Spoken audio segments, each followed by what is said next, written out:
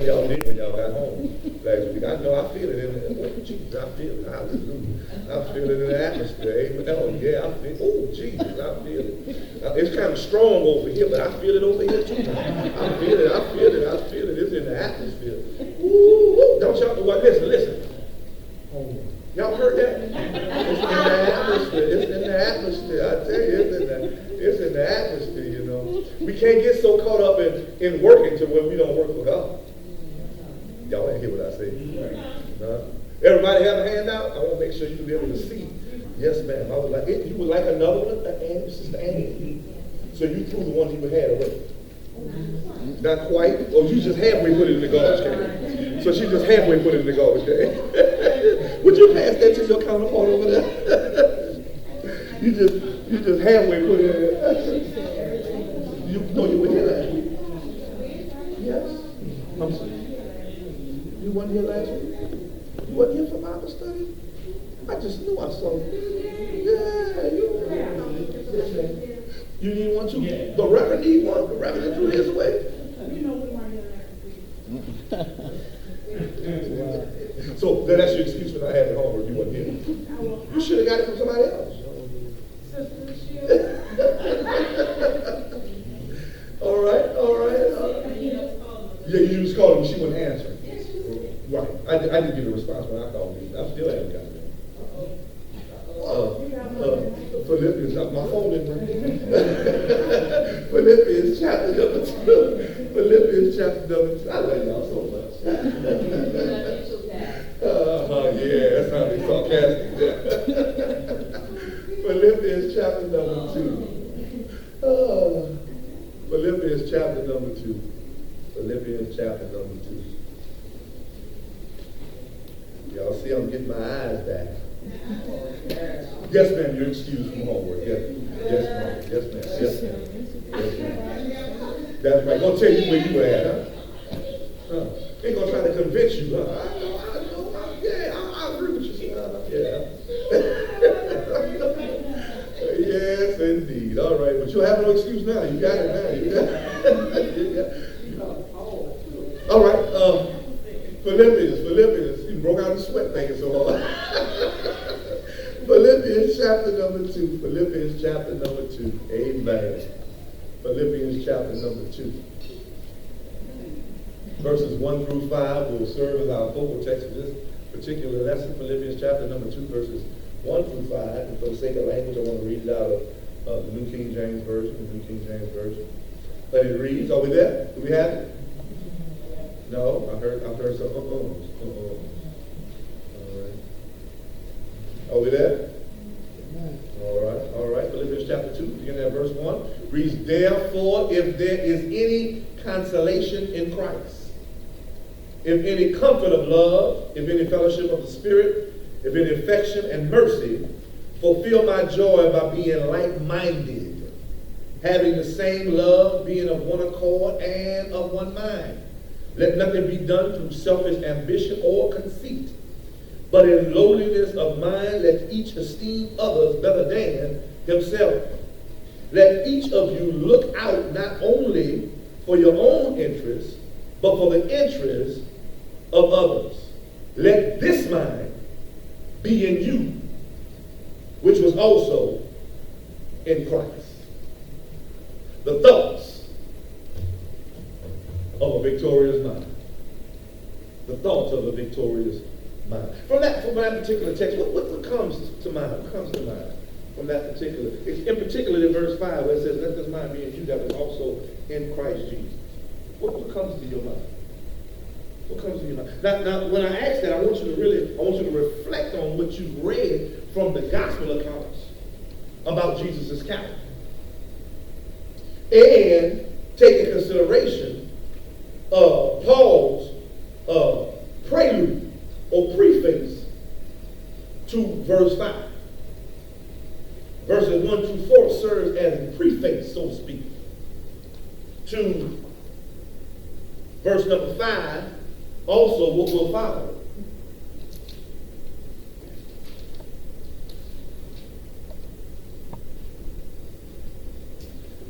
So, if you would, hear? What comes to your mind? Let this mind, Philippians chapter number 2, verses 1 through 5, verses 1 through 4 serves as the preface to verse number 5. So when you read verses 1 through 4, and you get to verse number 5, what happens? What happens? Therefore, if there be any consolation in Christ. What does that mean to you, if there be any consolation in Christ? Encouragement. Encouragement in Christ. All right. All right. Should we be, since he created us, should we be Christ-like him? All right. All right. We should have a mindset of his mind. Okay. All right. Anybody else?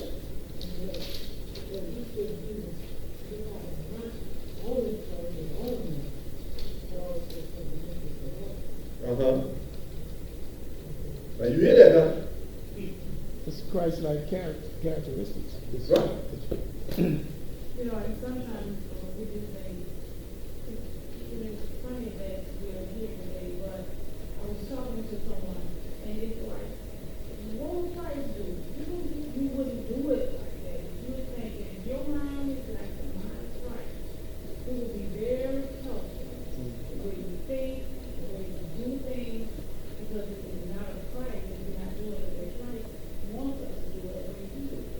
Then we're wrong. We're not doing it the way. Right, right. So what Paul is saying when he says that if there's any consolation in Christ, no matter what's going on, watch that. Watch this. Is there any encouragement found in Christ? Do you get any encouragement from Christ's life, the life he lived? Then he comes and he says, if any comfort of love, is there any incentive of the love that he gave? What love? Romans 5 and 8 says that while we were yet sinners, Christ died for us. John 3:16 says, for God so loved the world that he gave his only begotten Son. He said to as many as received him, he gave them the right to become the sons and daughters of him. So if there's any insensitive in his love, then he goes on and says, if any fellowship of the Spirit, any participation of the Spirit, or what fellowship means you having one-on-one. You're connecting with the Spirit. Are you hear that? Is there any fellowship with the Spirit? Are we fellowshipping with the Spirit? Don't talk to me now. Then he goes on and says that if any affection and mercy, does it affect your emotions? Do you feel the sympathy of God? So all of that is bottled up in verse number 1. Come on, let's look at it. It could, so that people have compassion from one for another. That when he comes down, he says that when we look at the other verses. Watch this. Verse number 2 says, he says, fulfill my joy by being like-minded. In other words, this is one of Paul's pastoral epistles, and he as a pastor, he's saying that if you want to make me joyful, you want to fill the joy that I have, fill my bottle up. Won't y'all have the same mind and act right? Come on, talk to me now. That don't happen here. I'm just saying. That's what Paul was saying. I'm not saying that happened at Pain Memorial. But that's what Paul was saying. He said, if you want me to be happy, you want me to be completely joyful, why don't you think alike? In other words, you shouldn't have as many conflicts that you have. Now, don't come to the table and be cantankerous on purpose. Come on, talk to me. Are you hearing that? Don't come and be and you want to be negative and controversial for anything that you come on, talk back to me now. Just because that person said it, you don't like it. If the person next to him would have said it, you'd have been all for it. Come on, talk back to me now. We're trying to get inside the head, our spiritual minds now. We're trying to get inside our mind. Because our mind has to be right. Lean on somebody and tell them, get your mind right. He says, watch this now, he says, having the same love. When he says having the same love, in other words, he said, you ought to love me like I love you. That goes back to what we say on Sunday, the Decalogue. The glory passage, what it said? He said, love thy neighbor. Come on, talk back to me now. Y'all reciting, you got to show it though now. Are you here tonight? We can't just say it because they are good words. It's a part of the order of worship. We have to mean what we say. And the only way you can mean what we say is that we show what we say. Are you here tonight? And so he says, he goes on and says, and he's still promoting oneness. He's saying, being on one accord of one mind. So not only should you walk together, but you ought to have the same mind. You ought to mind the same things. Are you here tonight? That means if I'm not around, you're going to still follow the program. Are you here tonight? That means, watch this. If Sister Williams and I, if I'm one place and she another place, if I'm not at home and it's time to go get the groceries or whatever, she gonna still get the same thing I would have got if I went to the grocery. Because they still of the same mind, because we still like the same stuff. Come on, talk back to me now. And so we should be like-minded, thinking alike, doing the like things, and making sure things are happening. Watch this, verse number 3. Come on, now I need you to chime in. Any thoughts coming to you? Any thoughts? We still thinking what this means to me. I know what I'm saying to you, but what does this mean to me? Amen? Now that's the only way we can really digest and absorb the scriptures is when we ask ourselves, when we read them, what does it mean to me? I heard Pastor. I heard Reverend Smith. I heard Reverend Higginbottom. I heard Brother Melvin in Sunday school. But what about me? When I sit down with this, what does it mean to me if I step inside of the scriptures? Come on, talk to me now. How does it hold my attention? Look what it says. Verse number 2. He says fulfillment. Verse number 3. Sorry. He says in verse number 3. He said, let nothing be done through strife, nothing done through selfish ambition or conceit. Let's go back what Reverend Higginbottom just said. He said, well, we looking out for each other. What are we looking out for each other? I don't want you to look bad, because when you look bad, it makes me look bad. Come on, talk back to me now. If we are all, we may have on different clothing, but we ought to be armed with the same uniform. Come on, talk back to me now. We ought to be able to identify that we're working together. We ought to have the same, we may have on different outfits, but we ought to have on the same suit of clothes. Come on, talk back to me now. He says, watch this now, watch this. He says, but in lowliness of mind, let each esteem others better than themselves. That means you shouldn't be putting anybody down. Your thoughts are good, just like mine. Are you here tonight? So your ideas would work just like mine will work. Come on, talk back to me now. And so in verse 4, he says, let each of you look out not only for his own interests, but also for the interests of others. In other words, we ought to be making sure that I don't want you to fall. I want you to be happy just like I want to be happy. I want you to look good just as well as I look good. Come on, talk back to me now. I want you to get to heaven, when I get to heaven. The hymnologist says that when we all get to heaven, what a day of rejoicing it will be. When we all see Jesus, we will sing and shout. It didn't say I'm going to have my own little corner. You don't come by with me. But it says when we all. Then when you get down to verse number 5, it says, let this mind be in you that was also in Christ. What mind was in Jesus? What type of mind did he have? The mind of God. What does that mean? The mind of God. What? A spirit. Everything that's like on one call. When he knew his call for life, Okay. he knew who he was. All right. He knew his call for life. He knew his spirit was. All right. So all that my time was playing with each other. And they came behind the wall. All right. Okay. Now, that was the spiritual side of it. Now let's look at the physical side of Jesus. Because remember, he was 100% God and he was 100% man. So when Paul introduced this with the first 4 verses, he was telling us about Jesus' character.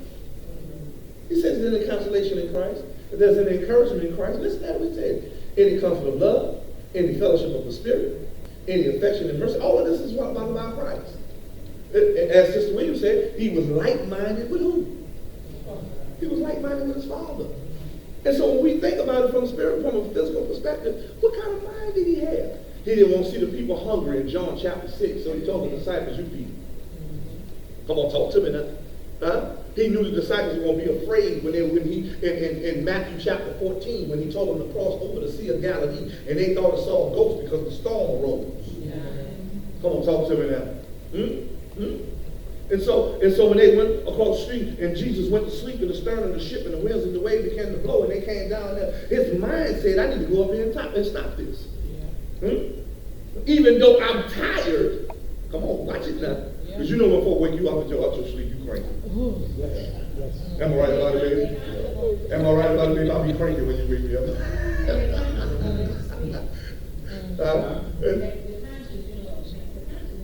But the Bible said, the Bible said they shook him. Just think somebody come and shake you and waking you up. You'll be like, what the world? Come on, y'all acting funny now. Y'all acting funny now.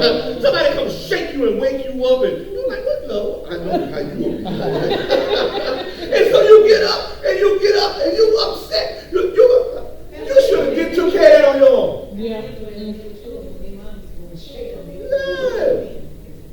So think about it. But despite of that, he still walked up there. He didn't think about himself. He thought about them. And he said, peace be still. And so that's the mind that we ought to have. We want to bring peace. Come on, talk to me now.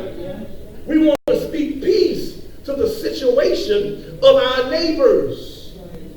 Come on, talk back to me now. Huh? We want to speak peace to their soul. We want to make sure that they're the same way we are. I'm asleep, but I'm going to disturb my complacency and my comfortableness to make sure you're all right. I'm going to get out of my big, nice leather recliner and come check on you. Come on, holler back at the Lord. And so when we talk about having a victorious mind, we have to take ourselves, watch this now, and realize that there should be a spiritual thinking going on as well as our physical thinking. Scientifically, Brother Stokes may be able to help me. Scientifically, it's been suggested that the human brain, that the brain is made up of 2 halves. There's a creative half, and then there's a logical, intellectual half. Oh, you hear that? In analyzing that, it's been said that you will have one half that's more dominant than the other. Are you hearing that? Are you feeling me now? And they will say that a person may be left-brained or right-brained. Are you hearing that? If a person is right-brained, that means that they are creative and autistic. Am I right about it? Come on, help me out now. I'm not like y'all, I'm not deep now. I'm scratching the surface now. And then if a person is left-brained, that means that they are intellectually acute. That they are a very perspicacious person. Am I right? Am I right, Harry? Am I all right? They have keen insight and intellect. But the thing is, the question is, what about having that spiritual mind working? When you put everything and you look at it from a spiritual perspective. Huh? physical makeup of the person, but when you understand their physical makeup, you see their spiritual depravity. Oh, you hear that? Because you can be highly intelligent and spiritually low. I wish y'all would talk to me here. And so there are many persons because money don't satisfy you. Come on, talk back to me now. People around you will not comfort you. Oh, you hear that? Things won't do it. Boy, I wish I had a church here tonight. I don't care how many letters you get behind your name. Huh? Come on, talk back to me now. Huh? Or how many suffixes you have for somebody to look at. PhD. You know. But the question is, because when you receive all of that, and you still are not spiritually strong, the devil will step in and make you do things that's wrong. How many folk you've heard had a lot of had wealth untold and committed suicide? Huh? Drunk themselves to death. Or overdosed on drugs. Well-talented entertainers. Because we have to realize that we have to use our spiritual mind, because our spiritual mind will promote things that God will have us to do for his glory. Are you here tonight? And so that's what this lesson is about. We want to make sure that we promote the UNF, the UNCF, the United Negro College Fund slogan, a mind is a terrible thing to waste. And God has given us that spiritual mind. Paul has given us the right to have Christ's mind. Remember, I think it was back, y'all helped me, back in the early 90s where we had the craze of WWJD. What would Jesus do? Everybody went around. That's all you heard and saw. What would Jesus do? But we're not asking ourselves that anymore. We just lunch out and just do what we would want to do. Come on, talk to me now. And so we have to ask ourselves, what would he do in this given situation I'm in? What would he do if he was faced at this crossroad where I'm at? That's what Paul is telling us. Let this mind be in you that was in Christ. He's saying, don't think physically, think about what Christ would do in this situation. What would he do if he saw hungry 5,000? What would he do if he saw a woman at the well? Y'all ain't talking to me. Huh? What would he do if a man brought his boy to him that had a palsy? And the Bible says sometimes he was in the water and sometimes he was in the fire. Y'all help me? What would he do? What would he do if he saw somebody on your job that you knew they was talking big but they were spiritually low? What would he do if he had a family member that was at the house with me and they knew nothing about God? What would he do? We have to ask ourselves, what would he do? And so in order to do that, we have to reach in, because the mind is the central command post of the body. It's not just the place of our thoughts, which is our mentality, but it also has to do with how we feel, which is our emotions, and what we do, which is our physical activity. Remember, you can kill the fans. Look like a couple of them, shivering a little. And so in order for us to get into this, in order for us to get to this lesson, we have to make sure that we look at all the reports of what will help us condition ourselves to have a spiritual mind. So the first thing is that the victorious mind thinks authentically. The victorious mind thinks authentically. You can find our 5 points on your handout. Our 5 points are on your handout, and I would just enumerate them now, so that way we'll have them. Number 1, the victorious mind thinks authentic. The victorious mind thinks authentic. The victorious mind thinks authentic. Number two, the victorious mind thinks flexible. The victorious mind thinks flexible. Number three, the victorious mind thinks optimistic. The victorious mind thinks optimistic. Number four, the victorious mind thinks to reach out. The victorious mind thinks to reach out. And finally, number five, the victorious mind thinks to use inner strength. All right? Everyone has those? All right? I want to make sure everybody has them. I'll enumerate one more time. The victorious mind thinks authentic. The victorious mind thinks flexible. The victorious mind thinks optimistic. The victorious mind thinks to reach out. And the victorious mind also thinks to use inner strength. I think we went over the authentic mind on last week. So I just want to pause for a few brief moments to ask, did anyone look up anything as it relates to an authentic thinker? Thinking authentic. Anyone? Thinking somebody. I knew brother. Boy, I tell you, I love that brother. Boy, I tell you. I did 1 Timothy. 1 Timothy, all right. Let's look at it. 1 Timothy. Fourth chapter. 1 Timothy 4 chapter, verses 4 and 5. 1 Timothy 4 and 5. For every creature of God is good, and nothing to be refused if it be received with thanksgiving. 5, for it is sanctified by the word of God. All right. That was my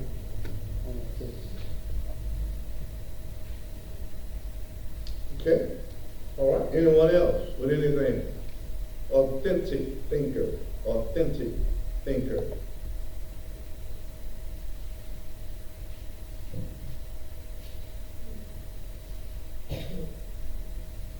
All right. I think on last week I gave you a couple of them.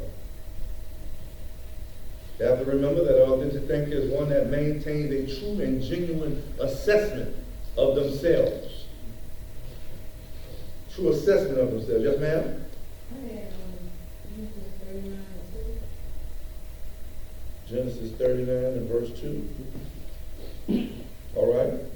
And the Lord was with Joseph, and he was prosperous, and he was carrying out his master, the Egyptian. It just says that he had full of pain, was the way to do it. Okay. All right. Because to me, they always say he did. He was an authentic thinker.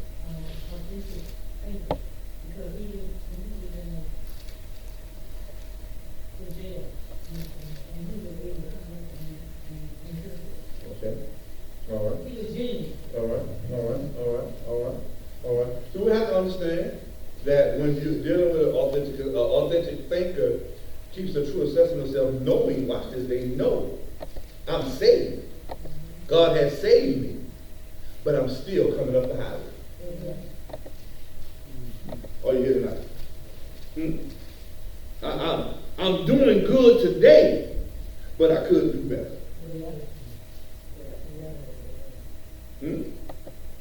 And so I got it, but at the same time I don't. Come on, talk back to me now.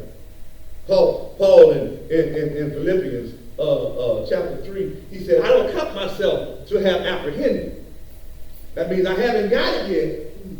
I got some stuff, but I got a whole lot of other stuff I need to get together. Come on, talk back to me now. I think what you say, I'm not who I used to be.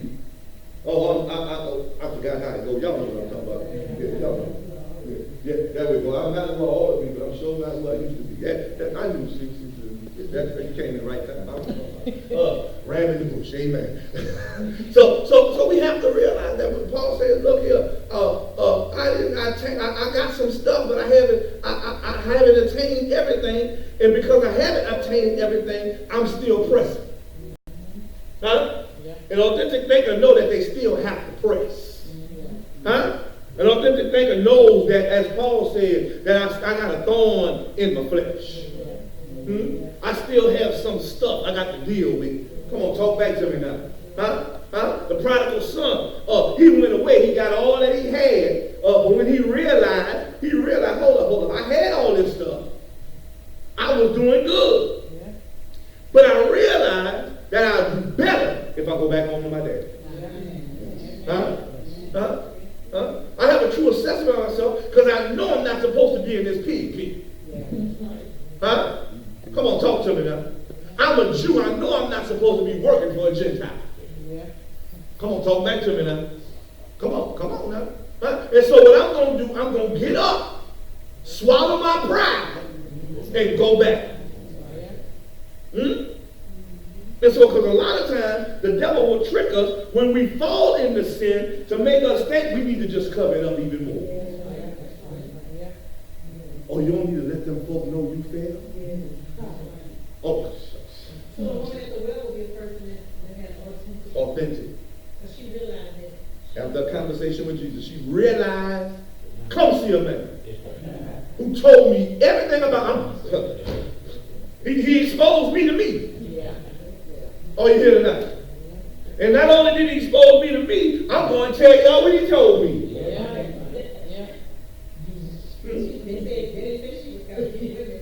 That she went and told the men. That was a bit. The women were still at home cooking. That's why. And so you have to think about it. Now, when you think about an authentic thinker, somebody that's being honest with themselves. Despite of what you say about me, I am who I am. As long as the Lord knows me, that's my only concern. Now, I don't want to crush you. I'm not going to dog you. And I'm not going to step on you. But at the same time, your opinion, if you have a low opinion of me, it doesn't matter. Y'all ain't talking to me. Y'all better listen to what I'm saying. And so, because sometimes we can have comments in the air that make us feel crushed. So the authentic thinker knows that despite of your low opinion, I'm still stepping high. That's right. And that's, that's the truth, because when people become saved, when they first get saved, they might have some family members. Well, I remember when you were. That's the first thing come off their mouth. You probably remember where I was, but look at where I am. That's right. But that's the concept that you get when you become. That's right. And then that's when 2 Corinthians chapter 5:17 or flash across your LED. Huh? And therefore, if anyone is in Christ, there's a new creature. Huh? One translation said new creation. Yes, sir. Old things have passed away, and all things have become new. An authentic thinker knows in their heart and mind what has passed away and what has become new. You're not lying to yourself talking about I'm a quoted, but I'm not living. Come on, talk to me now. Huh? All things have passed away and you're still going to the casino. It ain't passed away. Huh? I just drink occasionally. It ain't passed away. Come on, talk back to me now. Huh? Even though, watch this, authentic thinker knows that because I'm a new creature, watch this, even though that song came on, I may have thought about that person, but I'm not going to him. Y'all better holler at me. Huh? And then the song might have a little meaning, because you put another person in. That's right. That's right. Or you can put another physical person there, and whatever it is, you know that doesn't make you do what you used to do. Sometimes we think that folk, when they dancing in church, first thing comes to our mind, why they doing that second line dancing here? Oh, that's funny now. But we have to realize something. When the Bible says that David danced out of his clothes, he wasn't rocking from side to side. Y'all didn't hear what I just said? In order for him to dance out of his clothes, he had to be doing some hop, skipping, and jumping. Huh? And sometimes we won't be too cute and judgmental, but we need to be authentic with ourselves. We got a praise in our spirit, a praise in our heart. I don't care what you say. You don't know like I know what the Lord has done for me. Huh? You weren't with me when my back was against the wall. You weren't with me when the walls were closing in on me. You weren't with me when I was stranded on that deserted island, that proverbial deserted island, with nobody to rescue me, and God came in with a helicopter. Y'all ain't talking back to me. Huh? You don't know. And so despite of you being in a crowded room, Lord help me here, you are in a circle of isolation. Thank you, Holy Ghost. I was looking the other day, movie came on, and I caught it at the end. You remember the other day, movie came on, The Pursuit of Happiness. And at the end of the movie, Will Smith finally got a job. Y'all make me shout. Y'all make me talk myself happy. He finally got a job. And he was so filled and bubbling over because he had the job. He was rushing to get out of the presence and out of the office building of which he was hired. And the story continues because when he got on the street, he still was trying to hold himself. And he was in a crowd. He was in a crowded New York Avenue, and all people walking around him and everything. And he was hollering, "Yes! Yes!" He was happy. He was still bubbling over, but nobody around. He was looking for somebody to share with. Y'all ain't talking, boy. Because when you really happy, you're looking for somebody to be happy with you. They say misery loves company, but joy loves company as well. Y'all ain't talking back to me. And the story went on to where when he realized he had nobody on the street to celebrate with him, he went to the nursery school and picked up his son and hugged his son so tight because he was filled with so much joy because finally I got my breakthrough. And I don't know about you, but when you're an authentic thinker, you know when you've been down and out. You know when you've been at the bottom. You know when you didn't have anything in your pocket, but God made a way out of nowhere. You know when God has done something for you. And I don't care who around me don't like it. I'm going to praise God. I'm going to lift up my voice. I will bless the Lord. At all times, his praise shall continue. My soul shall make his boast in the Lord. And the Lord shall be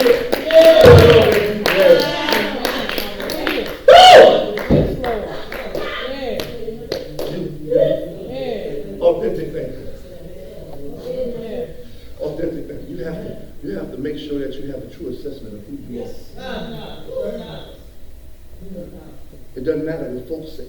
It matters how folks feel. When Paul went before King Agrippa said, "I'm a Jew of the Jews." I was shipwrecked. What you talking about? I've been there, done that. I don't know what you said. I did it all. But the point of the matter is, I met a man.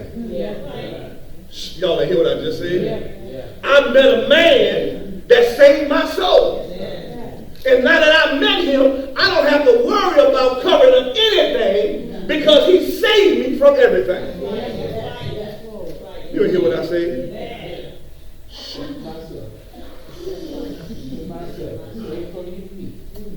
All right. Any other comments?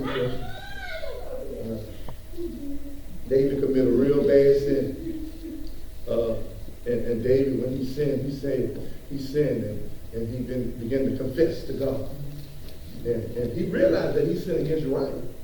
Because he had Uriah killed. Yeah, he had Uriah killed. He set Uriah up. That's what we used to call the hood. That's a setup. Y'all ain't talking to me. Sure. That was a setup. Huh? Yeah, that's what right around there was premeditated setup. Yeah, he set him up straight setup. Yeah, he put him on the front line of the heated battle, and when the battle get hot, back up. Y'all ain't never had nobody back up on you. Y'all ain't never had nobody say, "I'm with you, but I'm not for you." Y'all ain't talking to me. I'm with you, but I'm not for you. I'm here. But when it get hot, I'm over there. And so David, said, I don't know. Oh, everybody in your circle, that's right. That's right. Everybody in your circle, not in your company. And so enough, I remember that. Everybody in your circle, not in your company. You can, Jesus had some folk in his circle. Yes, sir. Yes, sir. Yes, sir. Huh? He had a circle of 12. Yes, sir. Then it shrunk. Huh? Oh, you hear tonight? Huh? He had that nucleus, that tight inner circle as well. They scattered too. Huh? Oh, you hear tonight? Huh? But David realized that even though, watch this, even though I sinned against Uriah by taking his wife, when he professed, he said, God, against thee and thee only have I sinned and done this unrighteousness in your sight. We have to realize that we can sin, watch this, we can sin against God and not sin against man, but you can never sin against man or woman and not sin against God. So you can say what you want to say and do what you want to do to somebody here, but you're doing it against God as well. Oh, you hear tonight? That's right. You've done it to me. Done it to me. All right. That's the victorious. Victorious mind thinks authentically. So victorious mind and thinks flexibly. We got about 5 minutes. I just want to leave it open for some questions maybe and some answers. If I can answer, may have someone that have a question or comment about what y'all made me get out of here, y'all. Lord Jesus. You know, guys, I really, like, today I really expect I had this position. But just what most people are talking about, a sign deep down outside. Was concerned about the sign. And he told us the first time, we get to the process, that sign back up. And so Monday, I called him. I called him to put the work order in, all that, all proper. And the sign back up. So when I drove up to the water over there, the sign was still down. I stopped the truck. I got out. I went to read the sign and I put it in the room. I said, I need to put it. I need to put it. I looked across the man looking at it across the street. He said, yeah, you need to put it. Another man said, you need a shower? I said, yeah, I need a shower. So I stood there after the sign in the room standing. He took his time to come over there.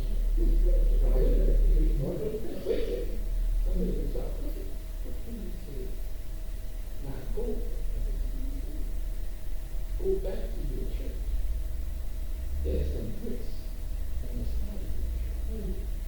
Bring back 3 of them. And we will make this side good. So I went back to the church door.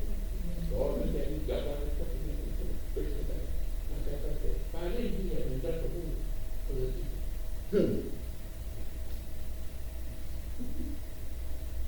So I put the brick on the inside. Good. You said, you need another one. I said, I got another small one. I put that other side. I put my other one.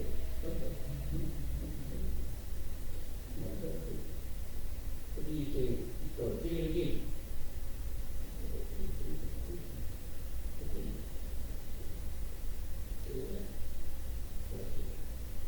But instead of me fishing for me to do it, I fish for me to do it.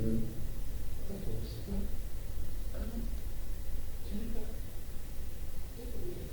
That's right. That's You right. can't be in house all the time. Yeah. Be outside the house all the time. And right there, you said sometimes that's speak. Oh, yeah. Sit down. Yeah. No. Sit down and keep the Lord. You stomp around it, beat the wine press around it. I show you a picture. And he knew, but he knew the church. Because he sent you to get He couldn't tell him. and he knew the church had bricks around He it. said, go back to the church. He said, go back to the church. He said, there's 3 bricks on the side of the church. Told you how many? Told you where they were at? Where?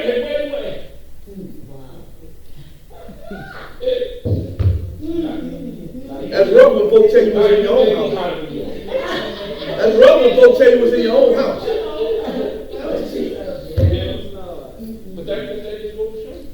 Folk watch you. That's exactly right. Folk watch you. That's what they do. That's what draw. They want to see what you're doing to make them attractive. And you have to do something to make folk attracted. That's what women do. They put on their lipstick. Hey, baby. Put on their glasses and put their earrings on. Come on, talk to me now. They get pretty for us, brothers. And they make themselves attractive. That's why the Bible said when a man finds a wife, he finds a good thing.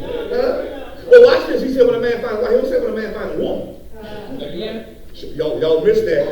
Y'all missed that. Y'all missed that. Y'all missed that. Because see, you got to be a wife before you get married.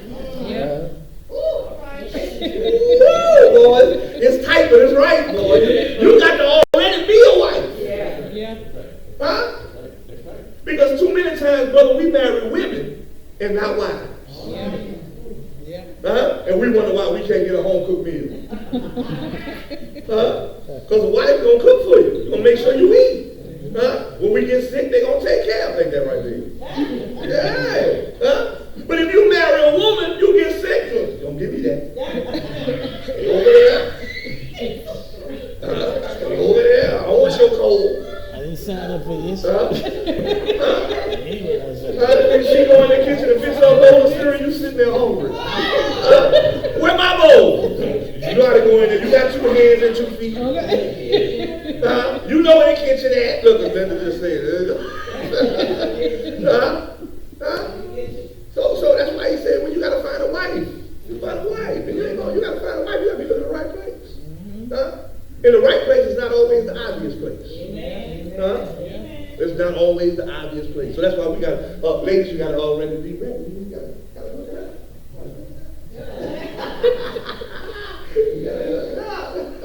All right, that's it. That's enough. All right, we go.